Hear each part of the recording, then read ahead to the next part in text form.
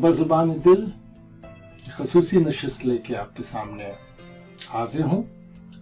इस खसूसी नशिस्त में पाकिस्तान से आए हुए हमारे मेहमान इकरामी जनाब अरशद महमूद साहब और डॉक्टर साइमा इरम साहिबा वो हमारे साथ शामिल हैं। इसके अलावा लंदन से ज़ीशान हाशिम जो कि एक रिसर्च स्कॉलर हैं, खालिद उमर साहब जो कि जाने पहचाने वकील हैं और अक्सर सोशल मीडिया में अपने ख़यालात का इज़हार करते रहते हैं, अहमद फ़हीम साहब और सईद इकबाल साहब जो कि लंदन में रहते हैं और वो भी सोशल मीडिया में अक्सर अपने ख़यालात का इज़हार करते रहते हैं।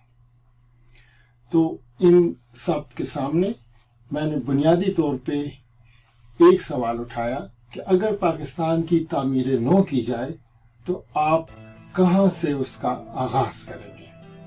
तो सब असहाब ने अपना अपना जवाब दिया और हमने बड़े रैशनल अंदाज में कहीं इत्तेफाक किया और जहाँ इख्तिलाफ बनता था वहाँ अपना इख्तिलाफ भी ज़ाहिर किया। हमारे नौजवान ज़ीशान साहब ये यहाँ पे पीएचडी स्कॉलर हैं।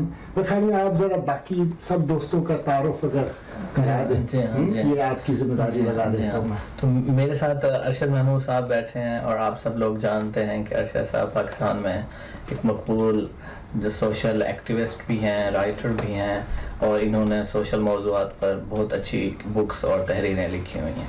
इसी तरह मेरे दाएं साइड पे साइमा साहबा बैठी हैं। ये बेसिकली गवर्नमेंट कॉलेज यूनिवर्सिटी, हाँ जिस यूनिवर्सिटी में ये वहाँ फुल प्रोफेसर हैं और उर्दू अदब से और इसी तरह सोशल मौज़ूआत से इनका ताल्लुक़ है। यहाँ ऑक्सफोर्ड में बेसिकली ये पोस्ट डॉक्टरेट कर रही हैं और साथ इनका मौजू भी उर्दू अदब और सोशियोलॉजी एंथ्रोपोलॉजी से मुताल्लिक़ है। इसी तरह मेरे साथ मेरे अजीज़ दोस्त बैठे हैं खालिद उमर साहब। ये बेसिकली वकील हैं और आप सोशल मीडिया पर इनकी बहुत ही खूबसूरत और बहुत ही चौंका देने वाली तहरीरें भी पढ़ते रहते हैं।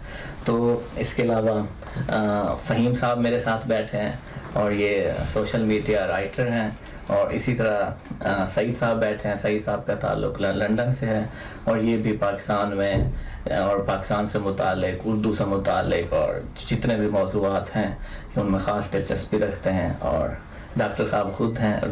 तो आज हम अपने कुछ सामईन के लिए या सोशल मीडिया के जो हमारे यूज़र्स हैं उनकी दिलचस्पी के लिए ये वीडियो रिकॉर्ड कर रहे हैं। वरना ये गुफ्तगू तो हम अक्सर करते रहते हैं, लेकिन हमारा ये ख्याल था कि क्यों ना इस गुफ्तगू को हम अपने दूसरे ख़ुसूसन नौजवान जो हमारे यूज़र्स हैं सोशल मीडिया के उन तक भी पहुंचाने का कोई बंदोबस्त कर सकें। तो मेरे ख्याल में जो एक दिलचस्पी का सवाल हम सब के ज़हनों में उभरता है तो ये कि जो पाकिस्तान की जो सूरत हाल है उसका अगर हम जायज़ा लें और उसको ठीक करना चाहें तो कहाँ से आगाज़ किया जाए।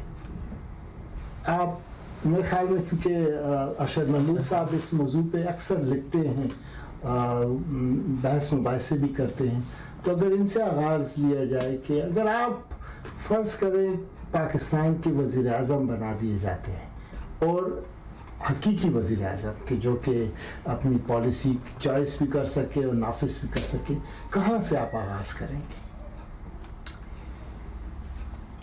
ये तो पाकिस्तान को बदलने का या तब्दील करने का ये जो ख्वाब है, देखिए कहने को तो बहुत सी बातें कही जाती हैं। देखना ये है कि जिन पॉलिसियों के साथ, जिस नज़रिए के साथ पाकिस्तान को पिछले 72 साल से चलाया जा रहा है, क्या वो उसके नताइज जो हैं वो जो हैं उससे क्या हम मुतमईन हैं।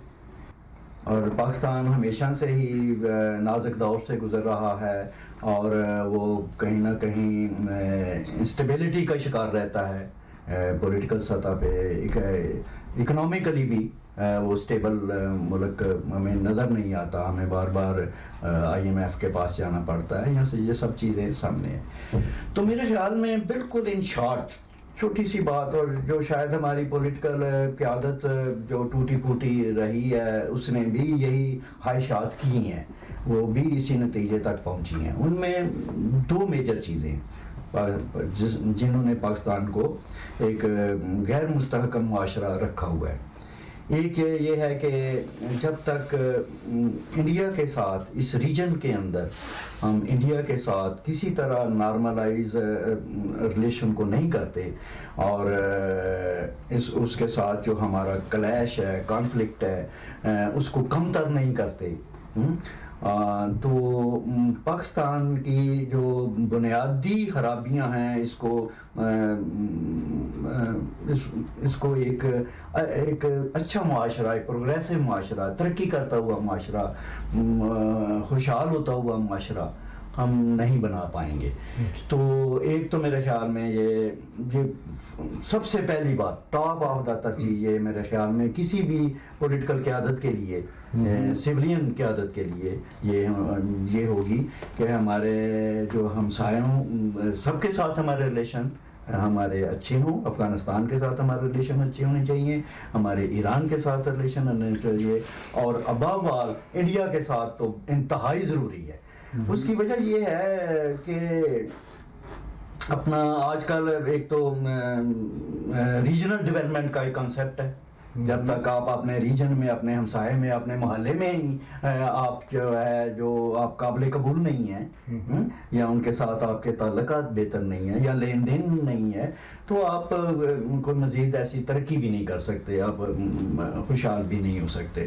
تو ہمارے تو انڈیا کے ساتھ ڈائریکٹلی دو چیزیں اور بھی ہمیں افیکٹ کرتی ہیں، وہ یہ ہے کہ انڈیا کے ساتھ بہتر ریلیشن نہ ہونے کی وجہ سے ہمیں جو ہے ہمیں اتنی بڑی ایک دفاعی اور سیکورٹی کے پرابلمس ہمیشہ ہمیں درپیش رہتے ہیں، تو ان کو ریزالو ہونا چاہیے۔ پھر جب ہم سیکورٹی کے معاملات میں پھنستے ہیں تو پھر ہمیں اسلام کا بھی سہارا لینا چاہتا ہے، اور جس میں کچھ انتہا پسندی کے عناصر بھی بیچ میں آ جاتے ہیں۔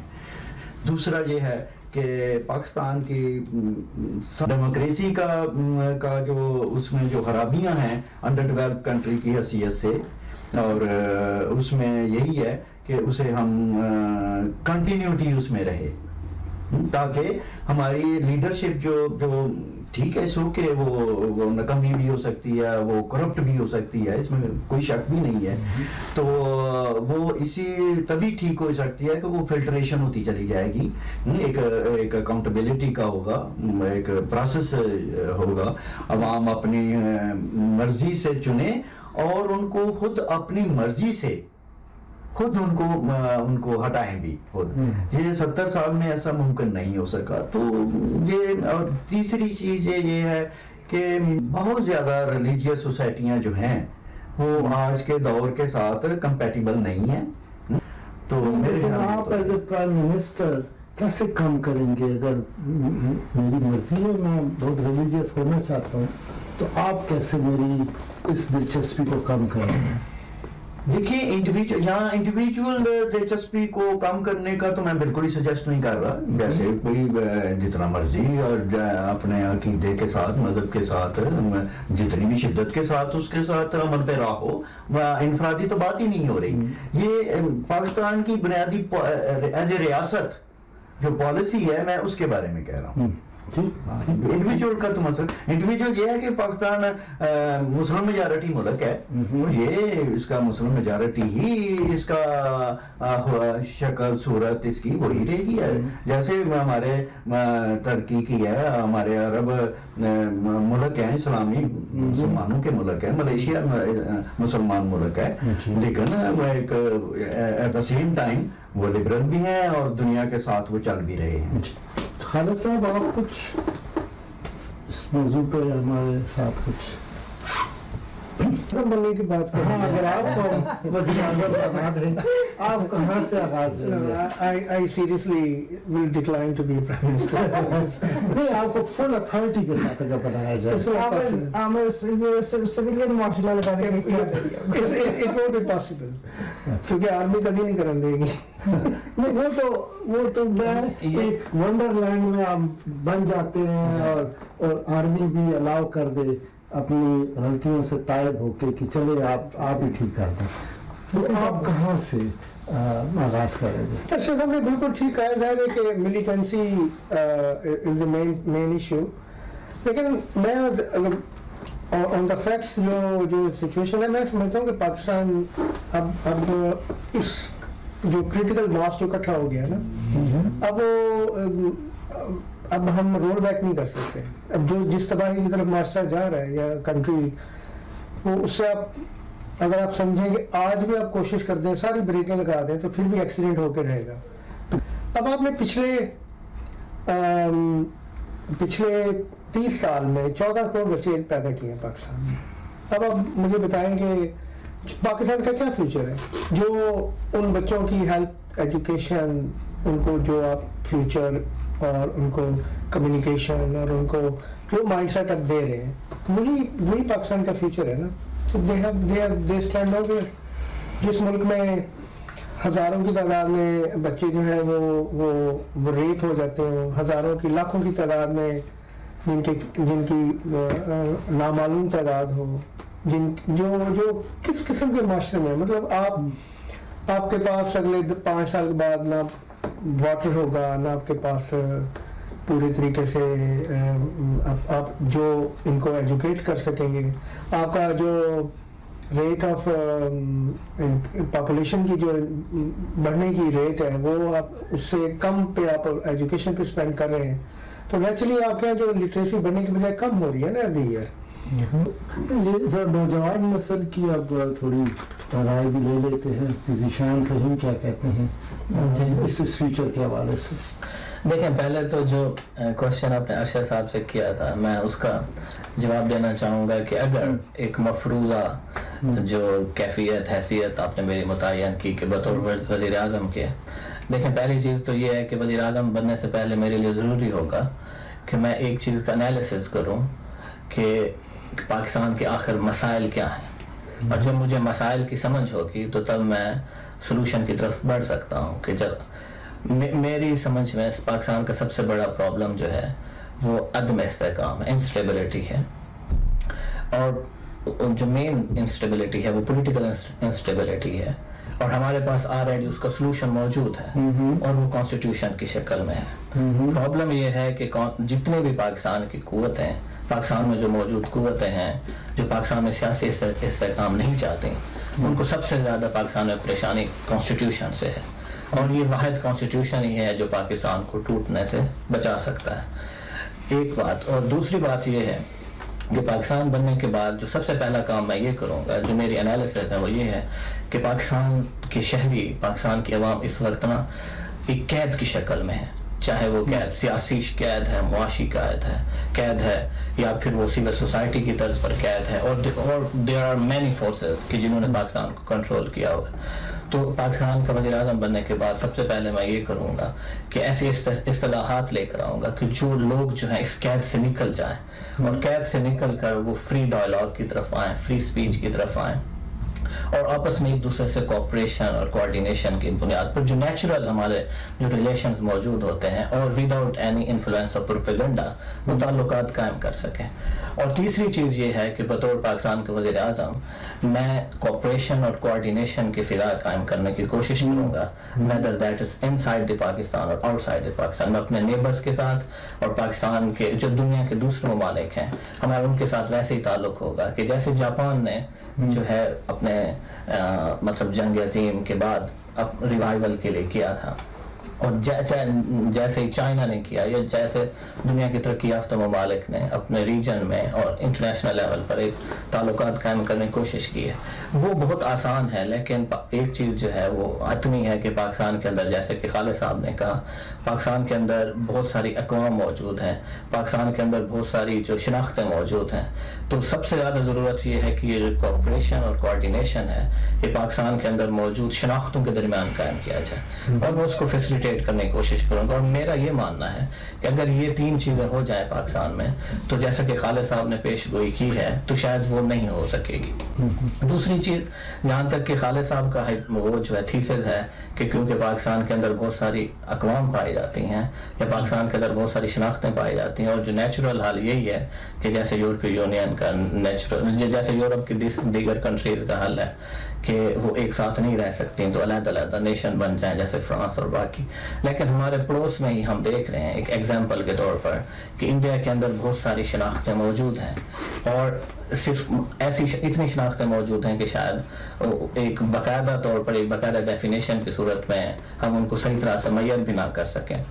لیکن کیونکہ وہاں سیکولرزم موجود ہے، وہاں کانسٹیٹیوشن کو باقاعدہ ایک پرنسپل کا درجہ حاصل ہے جس پر سیاست اور معیشت اور سوسائٹی قائم ہے، تو اگر ہم انڈیا کے ماڈل کو ہی لیں اور اسی ماڈل کو آگے ہم سیکولرزم کی مدد سے اور کانسٹیٹیوشن کی مدد سے چلانے کی کوشش کریں تو میں یہ سمجھتا ہوں کہ پاکستان چل سکتا ہے اور چلے گا. ڈاکٹر صاحب میرا تو خیر اتنے بڑے بڑے لوگوں میں میرا کچھ بولنا تو عجیب سا لگتا ہے، لیکن ایک تو باتیں ہیں جو ایک تو بڑے یوٹوپین قسم کا آپ کا سوال ہے، یوٹوپین جواب ہم دیے جا رہے ہیں.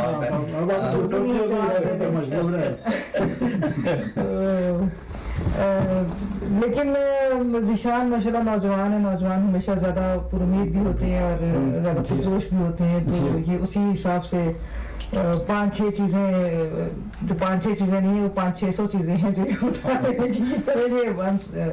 لائف ٹائم کی باتیں ہیں. لیکن ظاہر ہے کہ ہم سب سیکنڈ کریں گے ارشد محمود صاحب کی بات کو. آپ نے بات کا آغاز ہی وہاں سے کیا جو بالکل درست ہے، جہاں سے شروع کریں گے. لیکن ایک جو چیز ہم مس کر رہے ہیں یہاں پہ وہ 70-72 برس ہیں جو ہم نے گزارے ہیں. جو بھی اس وقت وزیر اعظم آتا ہے یا جو بھی اس کو لیڈ کر رہا ہوگا اس نیشن کو، اس کو 70-72 برس جو ہم گزار چکے ہیں اس کے اس درخت کے اوپر چڑھ کے یا اس کے نیچے بیٹھ کے ہی اس کو اپنا کاروبار چلانا پڑے گا. اور اس 70-72 برس میں جو ہم نے کارنامے انجام کیے ہیں اس میں ایجوکیشن کو بری طرح سے نظر انداز کرنا اس میں شامل ہے. اس میں ہم نے اپنا کریکولم کیا رکھا ہوا تھا اس عرصے میں، اس میں ہم نے اپنے بچوں کو کیا پڑھایا ہے، ان کو کیا سکھایا ہے. یعنی اس وقت آپ کے مدرسوں سے شاید اتنے فنڈامنٹلسٹ قسم کے اپروچز نہیں اٹھ رہی ہوں گی جتنی آپ کے اسکول سے اٹھ رہی ہیں. بہاولپور میں اگر ایک بچے نے اٹھ کے کسی اپنے استاد کو قتل کر دیا تھا تو وہ مدرسے سے آیا ہوا نہیں تھا. یونیورسٹیاں جن کو علم تخلیق کرنے والی جگہ ہونا چاہیے، جن کو دوسروں سے الگ ہونا، ایک آئلینڈ ہونا چاہیے، وہاں پہ کیا ہو رہا ہے؟ ہم اپنے استاد کو آزاد نہیں کر پا رہے، اور استاد کو آپ آزاد کر بھی دیں، کر دیں آزاد، کچھ نہیں کہے گا، کچھ نہیں بولے گا، کیونکہ آپ نے اس کو افسوس کے فرعون کو کالج کی نہ سوجی والا معاملہ ہو گیا ہے کہ اس کو وہ آپ نے سوچنے کے قابل نہیں رکھا. تو میرا خیال ہے کہ ارشد صاحب کی جو رائے تھی کہ یہ کام کرنے چاہیے، ہمسایوں سے تعلقات، یہ وہ، اس کے ساتھ ساتھ جب تک آپ لاجیکل تھنکنگ نہیں سکھائیں گے، جب تک آپ ایجوکیشن کو آزاد نہیں کریں گے، جب تک آپ استاد کو صحیح معنوں میں استاد نہیں بننے دیں گے، اس وقت تک کوئی شارٹ ٹرم تو شاید کچھ ہو جائے، لانگ ٹرم کچھ نہیں ہو سکتا. اور یہ آج بھی اگر شروع ہوگا تو اس کا اثر ہوتے ہوتے آپ کو 40-50 سال اور چاہیے. اور میں آپ سے سوال پوچھنے میں اس لحاظ سے بھی انٹرسٹڈ تھا کیونکہ میں خود بھی درس و تدریس سے تعلق ہے. آپ ماشاءاللہ وہاں انتہائی اہم فریضے پہ ہیں. ایک بہت ہی ویل نون ادارے سے آپ کا تعلق ہے، گورنمنٹ کالج یونیورسٹی. تو آپ یہ بہت قریب سے دیکھ رہے ہیں کہ وہاں یونیورسٹیوں میں کس قسم کا سلیبس ہے اور کس قسم کا ماحول ہے، کیونکہ اگر کوئی تبدیلی آئے گی تو وہ تعلیم کے تھرو آئے گی. اور یونیورسٹیاں are suppose to be centres of higher education. اگر ہائر ایجوکیشن کریٹیکل تھنکنگ اور لیڈرز پیدا کرتی ہے تو آپ کے خیال میں کیا ایسا ماحول ہے یونیورسٹی میں ہمارے؟ دیکھیے اس میں میں بالکل اس میں کوئی نئی بات محسوس کرتی ہے، جیسے کہ میں کل واپس سے آ رہی ہوں، اس کے باوجود میں یہ بات بالکل کہوں گی اور میں ہمیشہ سے کہتی آ رہی ہوں کہ انفارچونیٹلی ہماری یونیورسٹیوں میں اس وقت وہ ماحول موجود نہیں ہے. ہمارے یہاں کوئی اس صدی کے شروع میں ایک ادارہ قائم ہوا تھا ہائر ایجوکیشن کمیشن کے نام سے، جنہوں نے بہت پیسہ بھی لگایا، بہت محنت بھی کی، اور اب انہوں نے کیا کیا کہ جو ماڈیولز باہر کے یونیورسٹیوں کے تھے وہی اٹھا کے انہوں نے ہمارے اوپر امپوز کرنے کی کوشش کی، جو ظاہر ہے کہ اس طرح کے کبھی کام کرتے ہیں، کبھی چیزیں کام نہیں بھی کرتی ہیں. تو اس لحاظ سے تو ایفرٹس ہوئی ہیں، لیکن ہوا کیا ہے؟ ہوا پھر وہی ہے کہ جو آپ کے پاس پروڈکٹ ہے آپ نے اسی میں سے سٹاف اٹھانا ہے نا، اسی میں سے آپ نے استادوں کو لینا ہے. جب آپ نے نچلے تو آپ میرے اساتذہ شاید وہ اساتذہ جو اس دنیا میں بھی نہیں ہے وہ شاید کریٹیکل تھنکنگ جانتے تھے، تو شاید تھوڑی بہت میں جانتی ہوں، لیکن ہم آگے جن کو پڑھا رہے ہیں، جنہوں نے کل کو یونیورسٹی کے استاد بھی بننا ہے، جنہوں نے ڈاکٹرز بھی بننا ہے، انجینئرز بھی بننا ہے، جنہوں نے سائنٹسٹ بھی شاید کبھی کوئی بن جائے، وہ ان کو ہم کیا سکھا رہے ہیں؟ ان کو ہم کچھ نہیں سکھا رہے. ان کو ہم ایک پیپر کے اوپر لکھا ہوا ایک جو سینسرڈ قسم کا ایک ورژن ہے وہ ہم ان کو دے دیتے ہیں، جس کو رٹا لگا لیتے ہیں، امتحان میں لکھ لیتے ہیں. یہ اس طرح سے نہ تو کریٹیکل تھنکنگ آتی ہے، وہ ایبسٹریکٹ سوچ ہی نہیں سکتے، وہ آؤٹ آف دا باکس جا کے سوچ ہی نہیں سکتے. اور ایجوکیشن کے ماڈیولز کا تو آپ خود بھی ماشاء اللہ ایجوکیشن سے تعلق رکھتے ہیں، آپ جانتے ہیں کہ تو پوری دنیا میں جو مسائل پیدا ہو رہے ہیں کہ بچوں کو کیا پڑھایا جائے اور کس طرح سے پڑھایا جائے. تو ہم تو اس میں بھی 100 سال پرانے وہ سسٹم کی جو کلیریکل سسٹم کے لیے تھا اس کو ہم لے کے اس کو بھی ہم نے اسلامائزیشن اس میں کر دی ہوئی. ہم کیمسٹری پڑھا دیں تو بھی آپ کو مطلب میں یہاں تک بتاؤں کہ ایک یونیورسٹی کی ایک بڑے ڈپارٹمنٹ کی پولیٹیکل سائنس ڈپارٹمنٹ کی ایک ہماری مطلب ایک کالج کہہ رہے ہیں، ہماری کہہ رہے ہیں کسی دوسری یونیورسٹی کی کہہ رہے ہیں، ان سے میری ملاقات ہوئی تو ہم نے ایک پروگرام ارینج کر رہے تھے عورت کے وومن ڈے پہ. تو اب ہم نے ایک پلان اے بنا لیا کہ ہم ایسے ایسے کریں گے، اس کے ساتھ ہمیں پلان بی بھی بنانا تھا کہ ان کیس یہ نہیں ہو پاتا تو کون اس کو کنڈکٹ کرے گا، کون اس کو لے کے چلے گا. تو جب ہم یہ بات کر رہے تھے انہوں نے کہا جی اللہ نہ خواستہ اگر ایسا نہ ہوا تو ہم ایسا کریں گے. اور میں بالکل ایک دم چونک گئی کہ یہ اللہ نہ خواستہ کیا ہے بھائی، میں نے تو زندگی میں اردو پڑھاتی ہوں، میں نے تو نہیں سنا کبھی. تو پتا چلا کہ وہ خدا نہ خواستہ کو اللہ نہ خواستہ کہہ رہی ہیں. جہاں ایک یونیورسٹی کی ایک اسسٹنٹ پروفیسر کا یہ عالم ہوگا اس سے آپ کیا ایکسپیکٹ کرتے ہیں؟ ہم کیا وہاں پہ بات کریں گے؟ تو یہ اللہ نہ خواستہ اگر کبھی ہم وزیر اعظم بن گئے تو ہمارا تو بڑا اچھا.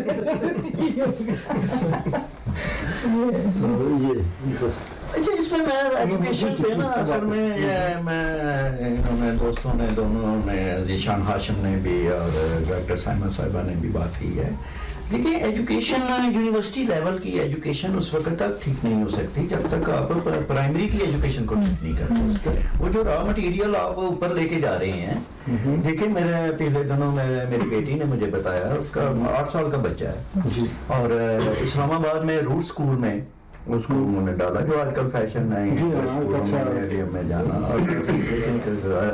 لیٹسٹ قسم کا اسکول سسٹم یا ایجوکیشن سسٹم. تو میری بیٹی نے بتایا کہ میں اس قدر انائڈ ہو گئی تھی کہ جب وہ 8 سال کے بچے کو وہ روز آ جاتا تھا اس کی کاپی کتاب پہ کہ اس کو نفرت اور کفر کی باتیں باقاعدہ سکھائی جاتی ہیں، اس کے ٹیکسٹ میں شامل تھا. روٹ سسٹم آف اسکول میں 8 سال پاکستانی بچے کو، مسلم بچے کو یہ کافر ہے، فلاں کافر ہے اور فلاں قابل نفرت ہے. تو بات یہ ہے کہ جب آپ 8 سال کے بچے کو آپ کا لیٹسٹ سسٹم اور عام مڈیا کر گورنمنٹ والا سرکاری اسکول پرائمری اسکولوں میں آپ دیکھیں کس قدر گند ہے. میں ان دوستوں میں 2 چیزیں میں ایڈ کرنا چاہوں گا. دیکھیں پاکستان ایک راٹن سوسائٹی ہو چکی ہے.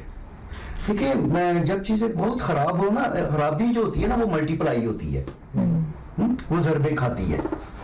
جس طرح ڈیولپ کرتی ہوئی سوسائٹیاں بھی وہ بھی ضربے کھا کے خوشحال، بہتر، اور ترقی کا عمل تیز تار ہو جاتا ہے، ان کی ڈائنامکس میں اوپر جانا آ جاتا ہے. جو سوسائٹیاں کسی جگہ کھڑی ہیں تو اور پسماندہ ہیں، بلکہ وہ پسماندگی کو پسند کرتی ہیں، تو وہ یہ ہے کہ وہ ان کے مسائل بھی ملٹی پلائی ہوتے ہیں. تو اب جیسے کوئی وائرس نہیں پھیل جاتا، اور وائرس کسی پہلے ایک علاقے سے شروع ہوتا ہے، ایک جز سے شروع ہوتا ہے، وہ پھر پوری باڈی میں چلا جاتا ہے. تو پاکستان کی سچی بات ہے 1 2 3 کر کے تو پاکستان کے مسائل واقعی نہ ان کو کور کیا جا سکتا ہے، نہ ان پہ کوئی 1 2 3 کر کے ان کے کوئی سولوشن پیش کیے جا سکتے ہیں. تو وہ انتہائی گہرے ہو چکے ہوئے ہیں اور شاید پوائنٹ آف نو ریٹرن پہ جا چکے ہوئے ہیں. دوسری بات یہ ہے کہ یہ سارا مسئلہ جو ہے وہ ہمارا وہ ٹاپ پہ اور مرکز سے شروع ہوتا ہے. جب تک جو کہتے ہیں نا جو کچھ کرنا ہے شیر نے کرنا ہے، تو جب تک شیر صاحب کچھ نہیں کریں گے، حقی شیر جو ہے، جو ظاہر ہے کہ اس ریاست کے سب سے بڑے سٹیک ہولڈرز ہیں، اور وہ کہتے بھی یہی ہیں کہ ہماری وجہ سے یہ ریاست قائم ہے اور ہماری وجہ سے یہ ریاست محفوظ ہے. سو کے فائن، ہمارے لیے ایز اے شہری کے طور پہ ہمارے لیے خوشی کی بات ہے. لیکن بات یہ ہے کہ انہی کی وجہ سے بھی یہ ساری جو خرابیاں بیماریاں ہیں پاکستانی معاشرے کی، ترقی نہ، پاکستان کا ایک ہی مسئلہ ہے، کسی انسان نے انڈیویجول ہو یا قوموں کا ہے، کہ کسی کی ترقی رک جائے یا اس کی تنزلی شروع ہو جائے، تو یا ترقی کی طرف جانا شروع ہو جائے. تو یہی بنیادی چیز ہے، یہی پاکستان کی ہے. پاکستان ایک زوال پذیر سوسائٹی ہے، وہ اس کی بیماریاں اتنی گہری اور وسیع ہوتی چلی جا رہی ہیں. اور حیرت کی بات یہ ہے کہ جو سب سے بڑے سٹیک ہولڈرز ہیں ہماری ریاست کے، ان پہ جوں تک نہیں رینگ رہی، یعنی کہ اتنی ماس اسکیل پہ بے چینی ہے. ظاہر ہے ہمارے وہ جو سٹیک ہولڈرز ہیں وہ ماشاءاللہ بڑے پڑھے لکھے لوگ ہیں، ان کے بڑے اپنے تھنک ٹینکس ہوں گے. ایک پوری ریاست کو 22 کروڑ کے ایک بہت شاندار ملک کو وہ کنٹرول کر رہے ہیں، ان پہ وہ حکم جاری کرتے ہیں اور اس کی خاص چیزوں کو انہوں نے محفوظ کیا ہوا ہے. تو جب تک میرے خیال میں ان کو ریئلائزیشن نہیں ہوتی کہ چیزیں جو ہیں پاکستان کی بہت ہی خراب اور شاید ہاتھوں سے باہر نکلی چلی جا رہی ہیں، میرا خیال ہے انہیں احساس نہیں ہو رہا، جو شاید ہر سوچنے سمجھنے والے کے لیے بڑی تکلیف دہ بات ہے. پچھلے دنوں ایک ایسی بچوں کی فلم ہے جراسک پارک، سب نے دیکھی ہوئی ہے، تو وہ ایسی ٹی وی پہ چل رہی تھی. مجھے خیال یہ آ رہا تھا کہ جس طرح جراسک پارک میں سرافس اس لیے کریٹ ہوا کہ جو ڈائناسورس انہوں نے بڑے احتیاط سے اور پلانٹڈ طریقے سے پیدا کیے تھے، وہ خود بخود بچے دینا شروع ہو گئے اور ان کی گروتھ بڑھ گئی اور آؤٹ آف کنٹرول ہو گئی. مجھے کبھی کبھی لگتا ہے کہ پاکستان میں یہ ہوا ہے، کیا ہو رہا ہے کہ جو چیزیں ہم نے بڑے احتیاط سے پلان کی تھی کہ ہم اتنے لوگوں کو کافر رکھیں گے اور اتنے لوگوں کو ہم اینٹی اسلام رکھیں گے اور اتنے کو لبرل بنائیں گے اور اتنے کو، شاید وہ اب آؤٹ آف کنٹرول ہو گیا. وہ بنانے والوں کے ہاتھ سے بھی وہ تخلیق کر دی ہوئی ہے. تو اسی طرح کا ایک فرسٹ جو ہے وہ کریٹ ہوئے جا رہا ہے، وہ میس کریٹ ہوئے جا رہا ہے.